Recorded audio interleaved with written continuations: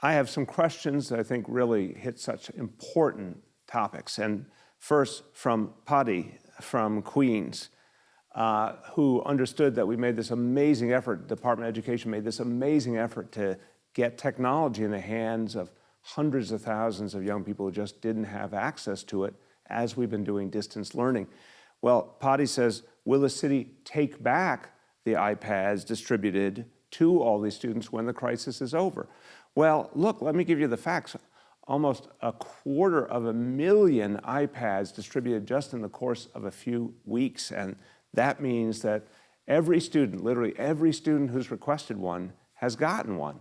I mean, this is how we not only deal with this crisis and make online learning come alive for all our students, but think about it as a blow against the digital divide, which has cursed this city and this nation for a long time.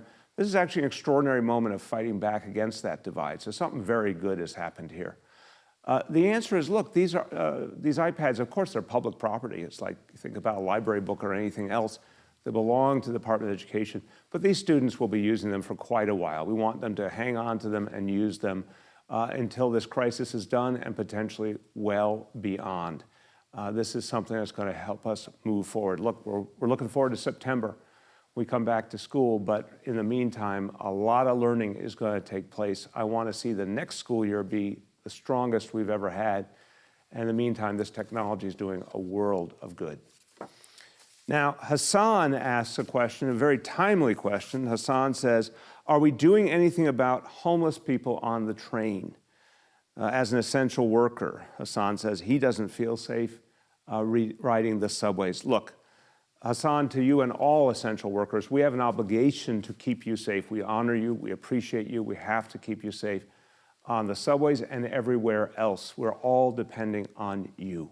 So the fact is, if you're not feeling safe, something's wrong. And also it is a fact that for decades, homeless folks have ended up in the subway when what they really need is a place to live and the support to get there and be safe and sound themselves.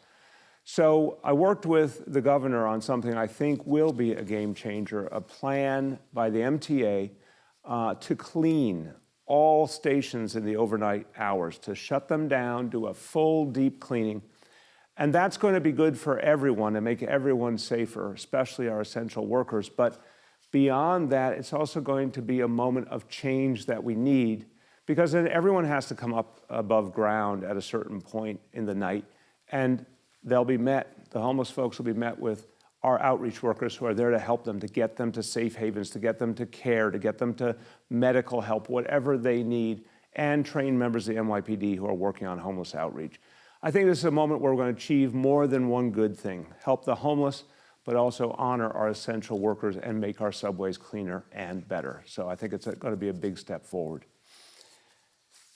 Lastly, we have such an important question. It's from Candace from Staten Island. Now, Candace sent in this question a few weeks ago, and I didn't bring it forward because a lot was being worked on, but I now have a really good answer for Candace.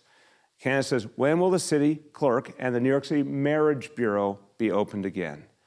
And Candace, this is an important question for thousands of people who are looking forward to starting a new life with someone they love. Even against the backdrop of this crisis, one of the most precious things you'll ever do in your life is come together with someone you love. I'm actually coming up in a few days on my anniversary with Shirlane. So I am a believer, deep believer in the institution of marriage, and we're happy to say that we're going to restart it here in New York City. So right now, I have let the world know that an important new visitor is coming to New York City. And that visitor is Cupid. We are starting Project Cupid.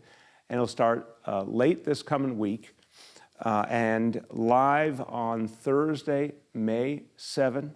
You'll be able to go online, get your marriage certificate online at nyc.gov/Cupid. So look, even though we've been through so much in this city, even though we're fighting back this pandemic cannot stop love. And so for all of you looking forward to getting married, we're back in business and ready to serve you and ready to celebrate with you. So everyone, thanks for these extraordinary questions. As always, keep sending them along. And every Saturday, I'll be answering them, and we will get through this together. Thank you all so much.